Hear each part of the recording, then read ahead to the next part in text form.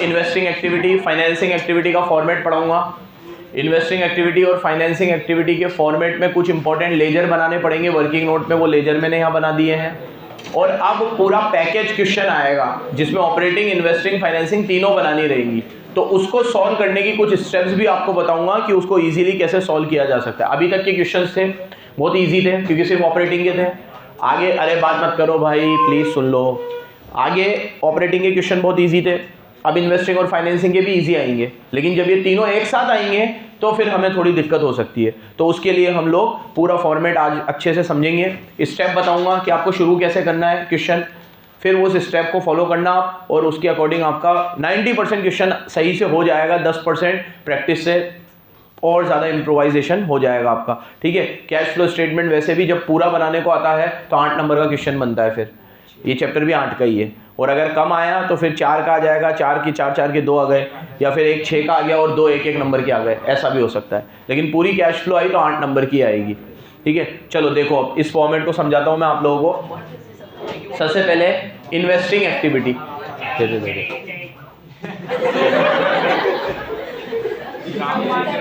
Twelfth में पास हो जाएगा तो शायद ना करना पड़े, अभी से क्यों अपना प्रोफेशन रिवील कर रहे हो, सस्पेंस रहने दो थोड़ा। चलो इधर देखो, अब ये इन्वेस्टिंग एक्टिविटी का फॉर्मेट ध्यान से सुनना। बैठ जा भाई, इधर ही बैठ जा, और भाई चुप हो जा। ऑपरेटिंग एक्टिविटी में आपने मेन अपने बिजनेस से जो जो कमाया था वो सब ले लिया आपने नेट प्रॉफिट से शुरू किया, डेप्रीसिएशन और जितनी भी नॉन कैश आइटम है उन्हें ऐड कर दी, करंट एसेट करंट लायबिलिटी का एडजस्टमेंट कर लिया, और आपका cash flow from operating activity आ गया। सिंपल था। अब इसमें क्या करना है, ये उससे भी सिंपल है। क्यों सिंपल है? क्योंकि इसके अंदर आपको उल्टा चलने की जरूरत नहीं है कि पहले नेट प्रॉफिट लूँ, फिर उसके अंदर नॉन कैश आइटम ऐड करूँ, फिर CACL का एडजस्टमेंट करूँ। आपको तो इन्वेस्टिंग एक्टिविटी में सिर्फ वो पैसा लेना है जो हमारे एसेट को बेचकर आया है या इन्वेस्टमेंट को बेचकर आया है, या वो पैसा लेना है जो इन्वेस्टमेंट को बेचने में गया है या एसेट को बेचने में गया है। मतलब इन्वेस्टिंग एक्टिविटी आपकी सिर्फ एसेट साइड से ही देखनी है, लायबिलिटी साइड में इसका कुछ है ही नहीं, P&L देखना ही नहीं है, सिर्फ एसेट साइड। एसेट साइड में भी कौन सी एसेट, वो या तो टेंजिबल होगी या सेल करी होगी या सेल करने से पैसा और परचेज करने से पैसा, तो सेल ऑफ एसेट प्लस होगा और परचेज ऑफ एसेट खत्म। अब क्वेश्चन को देख के सेल परचेज तो पता कर ही सकते हैं। जैसे बिल्डिंग अगर 6 लाख से 8 लाख है तो परचेज है, और 6 लाख से 4 लाख है तो अब सेल हुई है तो प्रॉफिट पे भी हुई होगी, या प्रॉफिट पे हुई हो तो प्रॉफिट ऐड करके लेना, और लॉस पे हुई हो तो लॉस। जैसे आप मुझे बताओ 4 लाख की गाड़ी अगर आपने 380 में बेची है तो इनफ्लो 380 है कि 4 लाख है?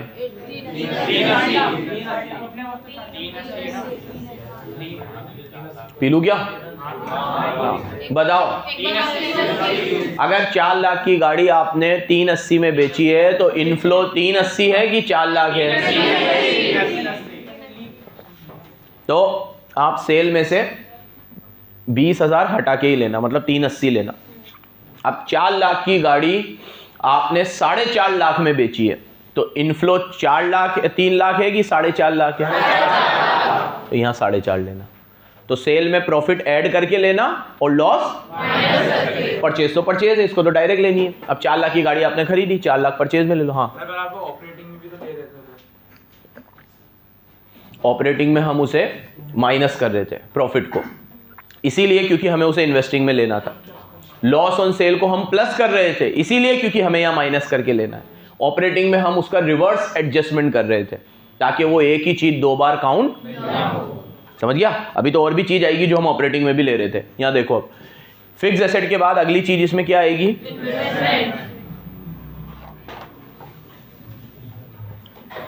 इन्वेस्टमेंट को भी या तो मैं या सेल करूंगा तो पैसा, परचेज करूंगा तो पैसा, लेकिन इन्वेस्टमेंट पे हमें रिटर्न भी मिलता है। क्या रिटर्न मिलता है? रेंट, रिसीव, राइटिंग समझ में आ रही है? और इन तीनों से पैसा आता है तो प्लस करेंगे, इसीलिए इसको ऑपरेटिंग में माइनस, रिवर्स एडजस्टमेंट। ऑपरेटिंग में इसीलिए माइनस करते थे ताकि इन्वेस्टिंग में प्लस कर सके। बोलो, क्योंकि ये तीनों ऑपरेटिंग इनकम नहीं है तो ऑपरेटिंग में माइनस करवा दी और यहाँ पे अब अगर यहाँ प्लस करवा देता और वहां माइनस ना करवाता तो ये चीज नेट प्रॉफिट में भी आ रही थी, और नेट प्रॉफिट में आ रही थी तो ये डबल काउंटिंग हो जाती। उसको अवॉइड करने के लिए वहां से हटाया ताकि यहाँ जोड़ सकूं। बोलो, वहां से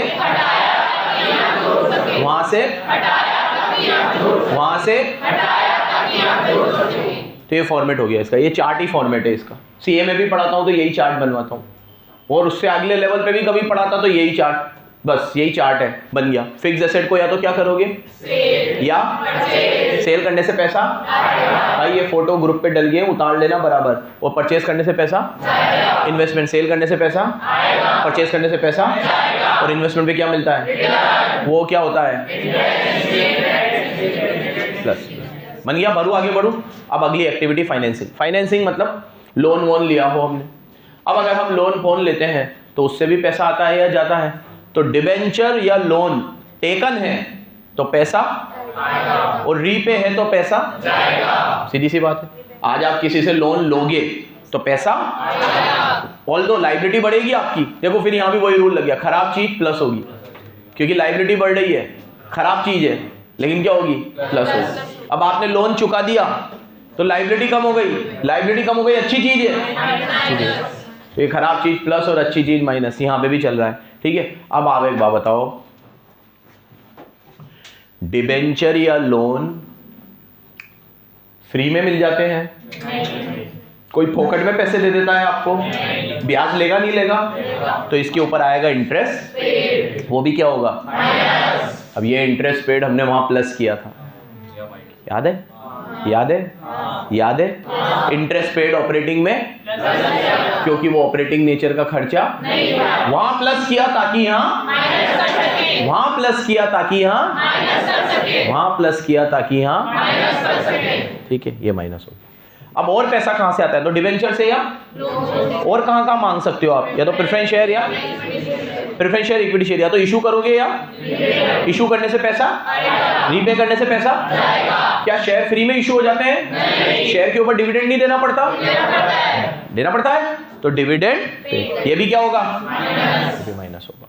ये भी वहां क्या होता था ऑपरेटिंग में, वहां इसीलिए प्लस होता था ताकि यहां माइनस कर सके। ये पूरा ऑपरेटिंग, इन्वेस्टिंग और फाइनेंसिंग एक्टिविटी बन गया, जिसमें जो दिमाग लगाना है ऑपरेटिंग में लगाना, इन्वेस्टिंग और फाइनेंसिंग। तो ये चार्ट याद रखना, बहुत इजीली हो जाएगा। इन्वेस्टिंग जब आप बना रहे हो तो आपकी नज़र सिर्फ दो चीज पे रहेगी, फिक्स एसेट और वो बढ़ रहा है तो परचेज है, और कम हो रहा है तो सेल। और फाइनेंसिंग बनाते वक्त आपकी नजर रहेगी लोन पे, डिबेंचर या लोन, या प्रेफरेंस शेयर और इक्विटी शेयर, मांगे हुए पैसों पे। फाइनेंसिंग मतलब कहां से पैसा मांगा है, कोई सा भी लोन हो। अब मैंने लोन में लिखा कि लॉन्ग टर्म है, शॉर्ट टर्म है, क्या लिखा है, सिर्फ सीसी है, ओडी है, शॉर्ट टर्म बोरोइंग है, लॉन्ग टर्म, मैंने लोन लिखा है बस। लोन मतलब मांगना, मांगा हुआ पैसा कहां आएगा, फाइनेंसिंग में। मांगा हुआ पैसा कहां आएगा, और मांगे हुए पैसे पे ब्याज देना पड़ता है, क्या देना पड़ता है, प्रेफरेंस शेयर पे क्या देना पड़ता है, डिविडेंड। ये माइनस हो गया। और प्रेफरेंस शेयर इशू करोगे तो प्लस होगा, रीपे करोगे तो माइनस। ठीक है, तू नहीं पी रहा क्या अम्मार अली, तो दो क्यों लाया फिर, हो गया है, फोटो वोटो ले लिया। अब कुछ इंपॉर्टेंट लेजर पे आते हैं। इसमें कोई डाउट हो तो पूछो, नहीं है किसी को भी, पक्का?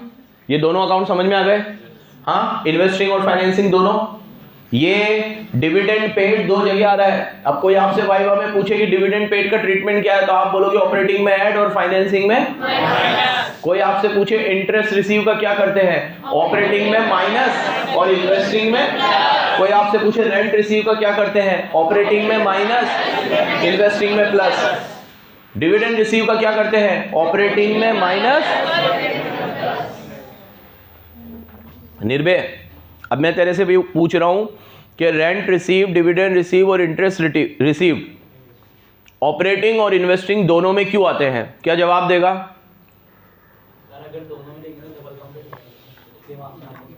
बराबर बोल, हाँ बराबर बोल, सही बोल रहा है।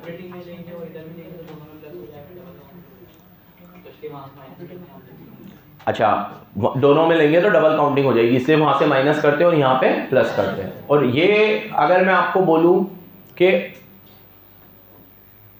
ऑपरेटिंग एक्टिविटी में जो नेट प्रॉफिट है उसमें मैंने इंटरेस्ट रिसीव, रेंट रिसीव और डिविडेंड रिसीव को लिया ही नहीं है, तो फिर क्या करेंगे? एक एक करके बोलो, बोल। और वहां पे भी माइनस करेंगे। जब हमने लिया ही नहीं है तो वहां पे कुछ नहीं करेंगे और यहाँ पे प्लस। इसका यशस्वी कुछ मत बना, घर पे भी बहुत टाइम रहता है, इतने बिजी थोड़ी है अपन, है ना? ये सब भी घर पे ही बनाएंगे। यहाँ समझना है, अगर हमने नेट प्रॉफिट में रेंट रिसीव, डिविडेंड रिसीव लिया ही नहीं है तो वहां माइनस मत करना, सीधे यहाँ प्लस करना। इसीलिए समझ के करो, रटो मत। एक बार एग्जाम में आ गया था नेट प्रॉफिट की जगह ऑपरेटिंग प्रॉफिट, और उसने नीचे लिख दिया था रेंट रिसीव, डिविडेंड रिसीव और ये रिसीव्ड। बच्चे क्या करके आ गए? उसको माइनस करके आ गए। अबे मैंने ऑपरेटिंग प्रॉफिट बोला है, ऑपरेटिंग प्रॉफिट में इंटरेस्ट रिसीव आता ही नहीं है तो आप माइनस क्यों कर रहे हो? माइनस करने का लॉजिक समझोगे ना तो सही माइनस करोगे, और फॉर्मेट को सिर्फ लर्न करोगे तो गलती होगी। अभी तक जितने भी क्वेश्चन करे, फिर बोल रहा हूं, बहुत इजी थे क्योंकि जमे हुए थे सारे। अब थोड़ी सी चीजें दिमाग लगेंगी, क्वेश्चन का लेवल भी थोड़ा बढ़ेगा, तो उस हिसाब से प्रिपरेशन रखना अपनी, ठीक है? तो आपको interest receive, dividend receive, rent receive इसलिए माइनस करवाया है क्योंकि वो नेट प्रॉफिट में इंक्लूड है। अब मैं क्वेश्चन में बोल दूं वो नेट प्रॉफिट में इंक्लूड ही नहीं है तो आपको ना तो ऊपर से माइनस करना है, लेकिन यहाँ प्लस तो यहाँ करना ही करना है, क्योंकि वो कौन सी नेचर की इनकम है? इन्वेस्टिंग। सेम ऐसे ही इंटरेस्ट पेड और डिविडेंड पेड वहां प्लस होते हैं क्योंकि यहाँ पे क्या करने हैं, लेकिन वहां पे प्लस इसलिए कर रहा हूं क्योंकि वो नेट प्रॉफिट में से माइनस हुए हैं। अगर वो नेट प्रॉफिट में से माइनस ही नहीं हुए तो वहां पे प्लस करने की जरूरत नहीं है। ये दो हो गए, तो ये दो, इसमें और भी कोई डाउट हो तो पूछो। हाँ कुछ पूछ रही है? सर कैश फ्लो का जब क्वेश्चन आएगा तो तीनों एक्टिविटीज एक साथ आएंगी, तो जब वहाँ माइनस हो रहा है और यहाँ प्लस हो रहा है तो ऑलरेडी इफेक्ट कुछ भी नहीं आ रहा है, लेकिन आपकी ऑपरेटिंग और इन्वेस्टिंग में गलत आ गया आंसर। जैसे अगर तूने वहाँ प्लस नहीं किया और यहाँ माइनस नहीं किया, तो तूने वहाँ प्लस नहीं किया तो वहाँ 10,000 का फर्क आ गया, और यहाँ माइनस नहीं किया तो 10,000 का फर्क आ गया। तो ओवरऑल कोई दिक्कत नहीं आई, लेकिन तेरे स्टेप मार्किंग में नंबर कटेंगे क्योंकि तेरी ऑपरेटिंग एक्टिविटी भी गलत आई और फाइनेंसिंग भी गलत, या ऑपरेटिंग भी गलत आई और इन्वेस्टिंग भी। ये कह रही है प्लस माइनस करने से फर्क तो कुछ पड़ा ही नहीं, तीनों में जितना प्लस हुआ उतना ही माइनस हो गया, या जितना माइनस हुआ उतना ही प्लस हो गया। तो ओवरऑल पे कोई फर्क नहीं पड़ा, लेकिन इंडिविजुअल एक्टिविटी पे पड़ गया। अब एक और बात सुनो मेरी, कैश फ्लो स्टेटमेंट हमेशा टैली होता है। कैश फ्लो स्टेटमेंट हमेशा कैसे टैली होता है? देखो, आपने पहले बनाई ऑपरेटिंग एक्टिविटी, फिर बनाई इन्वेस्टिंग एक्टिविटी, और फिर बनाई फाइनेंसिंग एक्टिविटी। इसमें आप ऐड करोगे opening cash and cash equivalent. इसीलिए हमने जब करंट एसेट करंट लायबिलिटी करा था तो उसमें कैश नहीं लिया था, मैंने कहा था कैश बाद में लेंगे, तो यहां लेना है कैश। अब तीनों एक्टिविटी का टोटल आया आपका 5 लाख, और ओपनिंग कैश और क्लोजिंग कैश क्वेश्चन में गिवन होगा आपको। ये तो गिवन ही होता है, ओपनिंग भी और क्लोजिंग भी। अब ओपनिंग में आपको गिवन है 1 लाख, तो क्लोजिंग में कितना आएगा? ठीक है। अगर ये आपका 5 लाख ना आता, ये आपका 4.5 लाख आता, तो 4.5 में 1 प्लस करोगे कितना आएगा? जबकि क्लोजिंग में तो कितना दे रखा है? ये गिवन होगा और ये भी, तो क्या 4.5 में 1 जोड़ने पे 6 आ सकता है? कितना आएगा? तो आपका आंसर। इसलिए कैश फ्लो टैली होता है। तीनों एक्टिविटी का टोटल ओपनिंग कैश में जोड़ेंगे तो हमेशा क्लोजिंग कैश आएगा ही। नहीं आ रहा तो मतलब आपने कोई, अब यहाँ पे एक थोड़ी सी छोटी सी ट्रिक बता रहा हूँ, वैसे तो ये थोड़ी स्मार्टनेस है, आप खुद भी दिखा सकते हो कि यहाँ 6 है और यहाँ 1 है, तो यहाँ कितना आना चाहिए?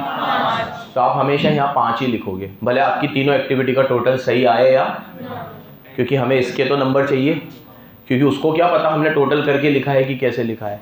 ठीक है, आना तो 5 ही चाहिए, नहीं आ रहा तो हमारा गलत है, आना तो जब आप यहाँ क्लोजिंग में 6 लिखो और ओपनिंग में 1 लिखो तो तीनों एक्टिविटी के टोटल में कितना लिखना? क्योंकि आना तो 5 ही चाहिए। अब आपने अपनी तीनों एक्टिविटी का टोटल किया, ऑपरेटिंग एक्टिविटी आई 2 लाख, इन्वेस्टिंग एक्टिविटी आई 2 लाख और फाइनेंसिंग एक्टिविटी आई 1 लाख, तो तीनों का टोटल 5 आ गया। हाँ बढ़िया। और हमने तीनों का टोटल किया तो 4.5 ही आ रहा है, फिर भी लिखोगे तो आप, क्योंकि आना तो 5 ही चाहिए। तो स्टेप मार्किंग में हमें इसके तो नंबर मिलेंगे, क्योंकि इस पूरी स्टेप का हाफ मार्क्स होता है, वो हमें आ जाएंगे। फिर बाकी पूरा ऑपरेटिंग में हेडलेस करा हमने, उसमें सही होगा तो सही नंबर मिलेंगे, नहीं तो नहीं मिलेंगे। फिर ऑपरेटिंग का टोटल हमने आउटर कॉलम में लिखा, सेम ऐसे ही इन्वेस्टिंग का टोटल हमने आउटर कॉलम में लिखा, फाइनेंसिंग का टोटल हमने आउटर कॉलम में लिखा। अब वो जो कॉपी चेकिंग वाला होगा, समझदार होगा तो समझ जाएगा कि इसने समझदारी दिखाई है, क्योंकि इसके तीनों के टोटल तो 5 हो ही नहीं रहे, फिर भी लिखा इसने।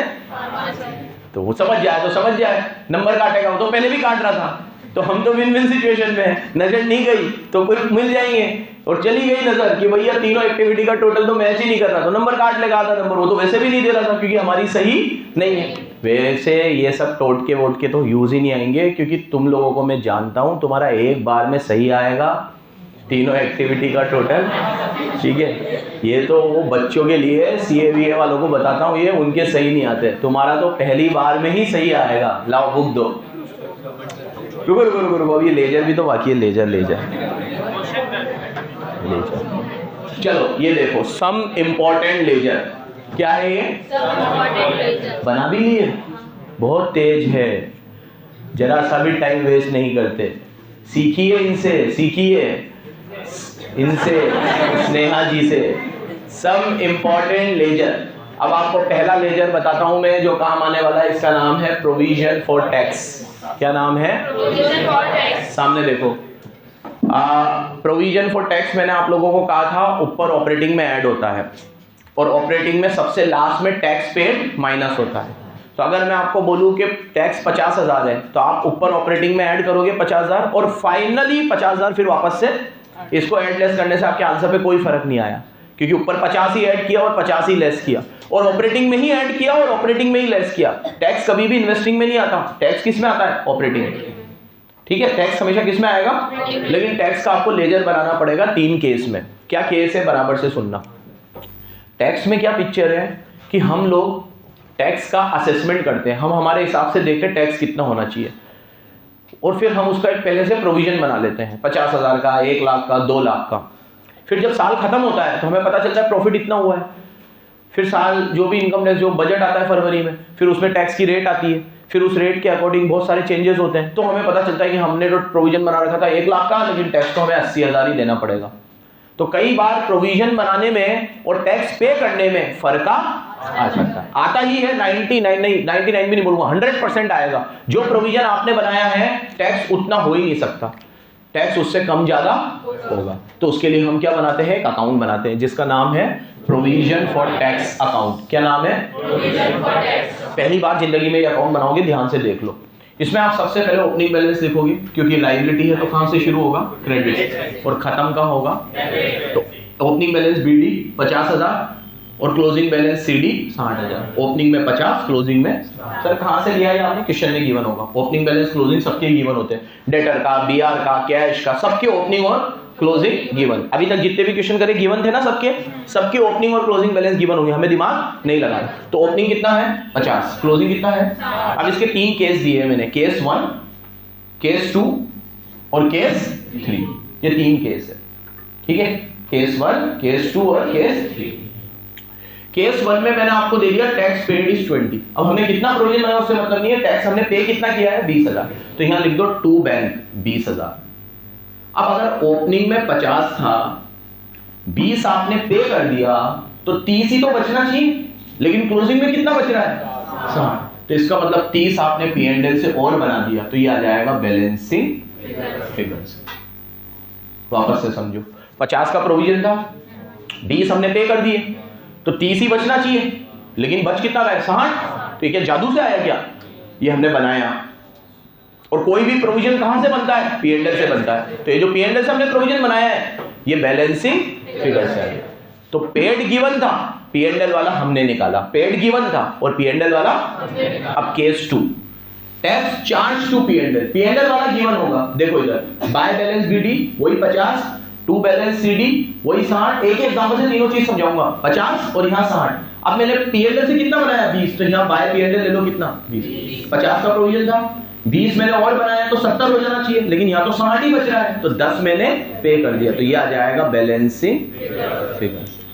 तो मोरल ऑफ द स्टोरी क्या है? P&L वाला बैलेंसिंग फिगर से आएगा अगर बैंक वाला गिवन है तो, और P&L वाला गिवन है तो बैंक वाला किससे आएगा? लेकिन इस अकाउंट में 4 ही चीज आएंगी, 4 से कोई 5वीं चीज। Opening balance, closing balance, by P&L, to bank. बोलो opening balance, closing balance, opening balance, closing, opening balance, closing balance, by P&L, by P&L, by P&L, 4 से कोई पांचवी चीज नहीं आएगी। पी&एल दे रखा होगा तो बैंक बैलेंसिंग फिगर, और बैंक दे रखा होगा तो पी&एल बैलेंसिंग फिगर। समझ गए? पी&एल, अरे बैंक दे रखा होगा तो पी&एल दे रखा होगा तो सर 2 ही केस बनने थे ना, आपने तीसरा भी बना दिया। तीसरे को मैंने नाम दिया है नो इन्फो। ना तो बैंक दे रखा है ना पी&एल। ये सुनना बराबर से, ये बहुत काम आएगा। अगर कुछ भी नहीं दे रखा तो ओपनिंग में तो वही 50 और क्लोजिंग में वही, तो 2 चीज तो बैलेंसिंग फिगर से आ नहीं सकती। अब हम ये मानेंगे कि पिछले साल का पूरा पे कर दिया होगा और इस साल का नया पी&एल से चार्ज किया है। उल्टा लिख गया मैं, तुम वही सोच रहे थे ना, फिर भी बोला नहीं तुमने। ये क्या है, ये बीच में गाना गलत चला दिया था। अब देखो, पिछले साल का पे कर दिया होगा तो फिर तो 0 हो जाना चाहिए, तो इस साल का पी&एल से चार्ज किया होगा। तो पहली बार ऐसा अकाउंट बनाया होगा जिसमें 2 बैलेंसिंग फिगर आएंगे। ये भी बैलेंसिंग फिगर, क्योंकि ये इधर से इधर आया है और ये इधर से इधर। ये एरो भी बना लेना फॉर सेक ऑफ सिंप्लिसिटी।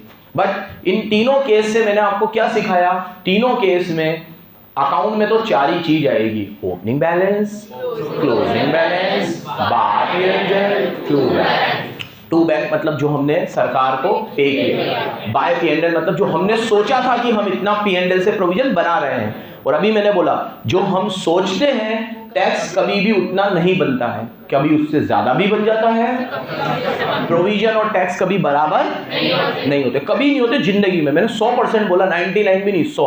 आप जो सोच रहे हो वो जो कंपनी के हिसाब से बता रहा हूँ, जो प्रोविजन आपने, क्योंकि आपने तो साल भर में सोचा इतना प्रॉफिट होगा तो एग्जैक्ट उतना ही हो जाएगा क्या, कितना भी हो सकता है, और आपने प्रोविजन अपने हिसाब से बना लिया, तो फिर आपको टैक्स तो उतना देना पड़ेगा जितना सरकार मांगेगी। और एक और बात, आप आगे जाके पढ़ोगे, जो अपन अकाउंट्स में प्रिंसिपल यूज करते हैं प्रॉफिट निकालने के लिए, सुनना, जो अपन अकाउंट्स में प्रिंसिपल यूज करते हैं प्रॉफिट निकालने के लिए, इनकम टैक्स के प्रिंसिपल्स अलग होते हैं। जिन चीज को हम खर्चा मानते हैं इनकम टैक्स वाले उसे खर्चा नहीं मानते, जिस इनकम को हम इनकम मानते हैं इनकम टैक्स वाले उसे इनकम नहीं मानते। इनकम टैक्स का अपना अलग ही उसूल है प्रॉफिट निकालने के लिए। इसीलिए बुक प्रॉफिट जो हम बुक में दिखाते हैं और टैक्सेबल प्रॉफिट में फर्क होता है। बुक प्रॉफिट जो हम बुक में दिखाते हैं और जो टैक्सेबल प्रॉफिट है जिस पर टैक्स लगेगा, बोथ आर एंटायरली डिफरेंट। ये सब आगे चल के इनकम टैक्स में पढ़ोगे कि बुक प्रॉफिट में और टैक्सेबल प्रॉफिट में कितना डिफरेंस होता है। इसीलिए मैंने कहा था हम डेफर्ड टैक्स बनाते हैं बैलेंस शीट के फॉर्मेट में, डेफर्ड टैक्स लायबिलिटी और डेफर्ड टैक्स एसेट। मैं तुम्हें कहा था वो कोर्स में नहीं है, लेकिन अपन ने बस रट लिया था उसे कि वो नॉन करंट लायबिलिटी में आएगा डेफर्ड टैक्स लायबिलिटी, और deferred tax asset non current asset में आएगा। याद है तुम्हें? चलो खैर इसको साइड में रख दो। ये 3 लेजर समझ में आ रहे तुम्हें? तीनों लेजर में आएंगी 4 चीजें, opening balance, closing balance, by P&L, to bank. Bank दे रखा हो पी&एल बैलेंसिंग फिगर, पी&एल दे रखा हो बैंक बैलेंसिंग फिगर, दोनों ही ना दे रखे हो तो पिछले साल का पेड मान लो, इस साल का पी&एल से चार्ज मान लो। समझ गए बराबर? अब एक सवाल आना चाहिए, ये क्यों बनाया सर लेजर? ये क्यों बनाया जबरदस्ती? क्या काम आएगा ये लेजर इसलिए बनाया कि जितना भी अमाउंट में पी&एल से चार्ज कर रहा हूं ये ऑपरेटिंग एक्टिविटी में ऐड, और जितना भी अमाउंट में बैंक से पे कर रहा हूं ये ऑपरेटिंग एक्टिविटी में लेस होगा, लेकिन लास्ट में लिख दूं ऐसे। कब?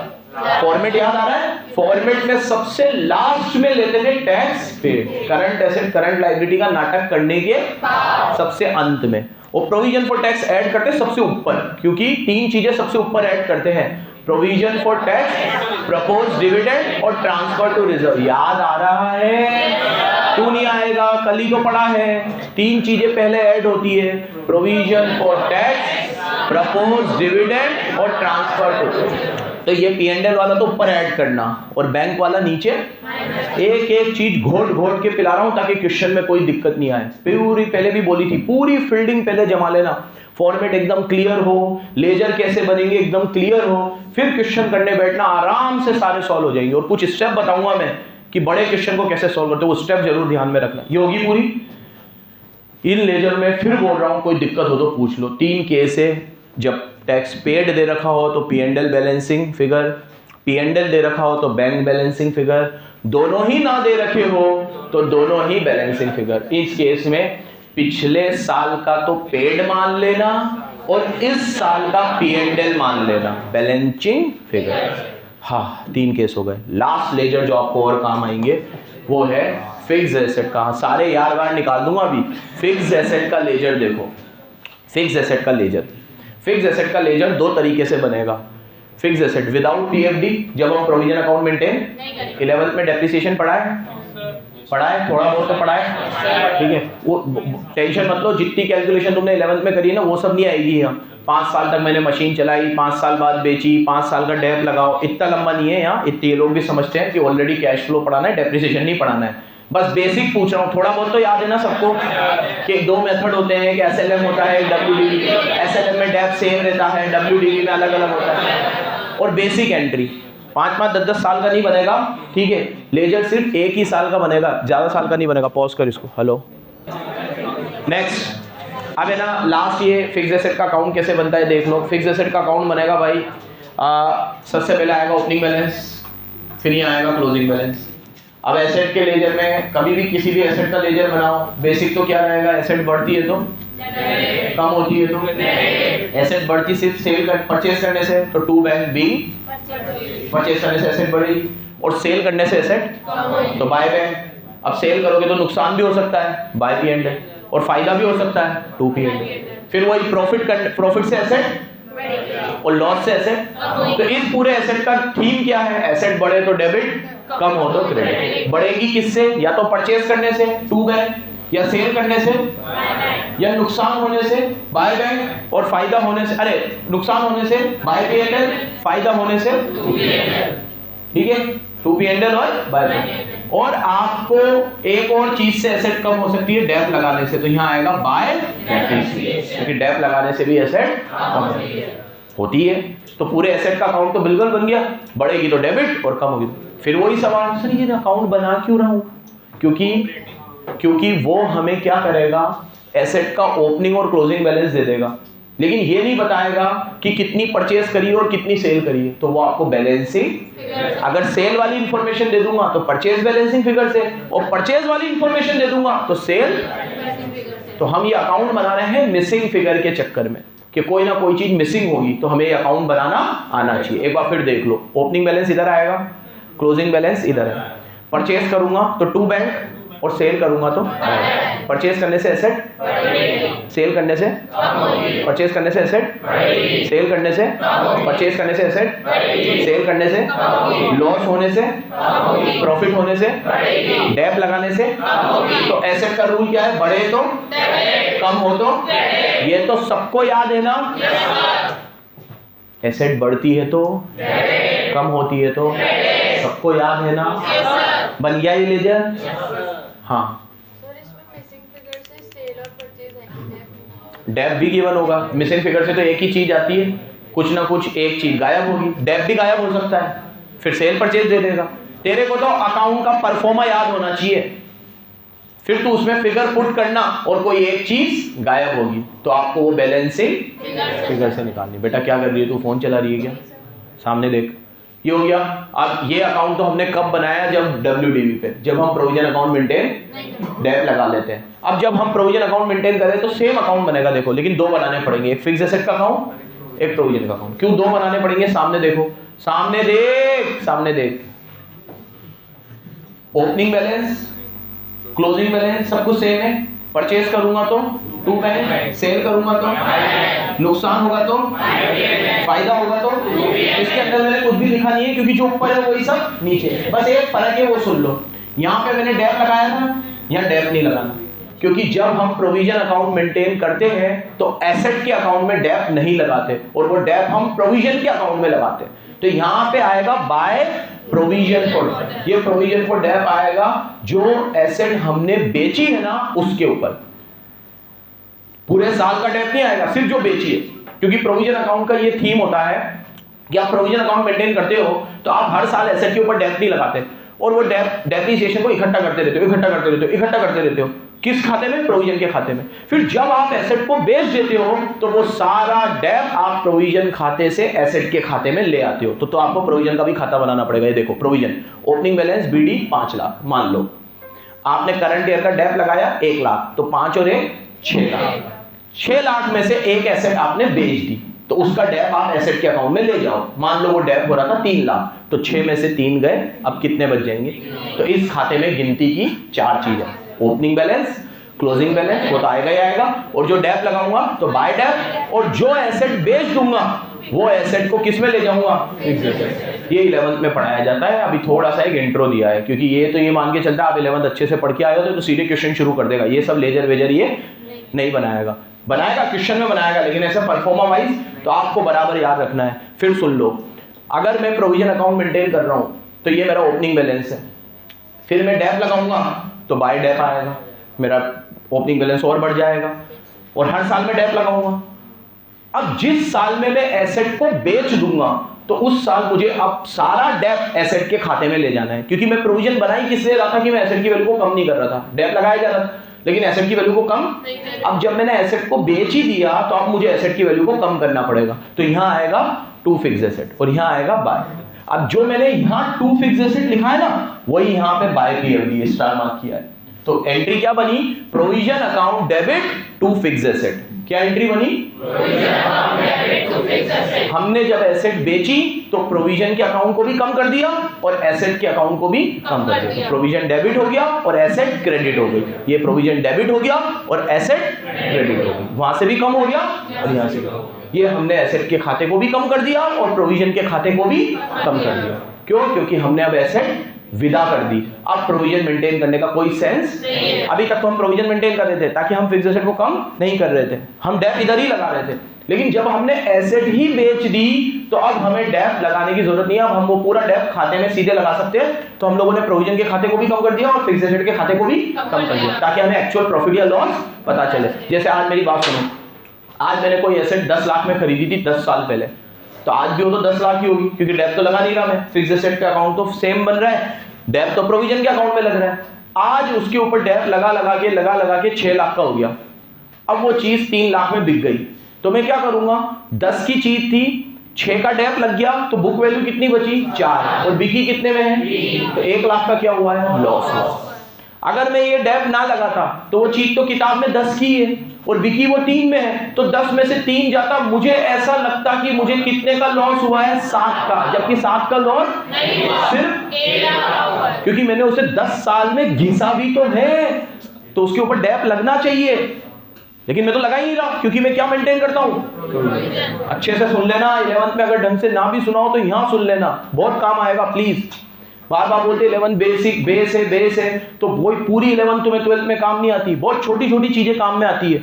उतनी छोटी चीजें अगर हमारी वहीं अच्छी हो तो दिक्कत नहीं आती, और वहां अच्छी ना हो तो यहां सुन लो, ठीक है? ये बस इतना ही काम आएगा बस। अब आपने 11th में तो डेप्रिसिएशन के कितने लंबे लंबे अकाउंट बनाए होंगे, 5 साल तक एसेट खरीदी, फिर उसमें से एक एसेट बेच देते थे, फिर एक खरीद लेते थे, कितना कॉम्प्लिकेटेड था। इतना कॉम्प्लिकेटेड नहीं है भाई।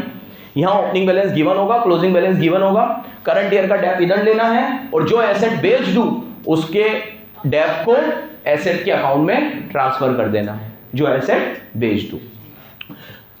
इस अकाउंट में और इस अकाउंट में क्या फर्क है? एक शब्द का बस, बाकी वर्ड टू वर्ड देखो, balance to bank to P&L, by bank by dep by PFD, by P&L by balance, word to word.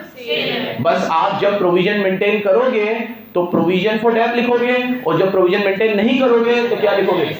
और ये डेप कौन सा होगा? करंट, और ये होगा एसेट सोल्ड के ऊपर। किसके ऊपर? और क्लियर कर देता हूं, ये कौन सा वाला डेप है? जो हमने एसेट सोल्ड कर। चलो ये फॉर्मेट पूरे हो गए, अब आज के लिए ज्यादा हो जाएगा, स्टेप्स कल बताऊंगा। धन्यवाद, बंद कर दो बेटा।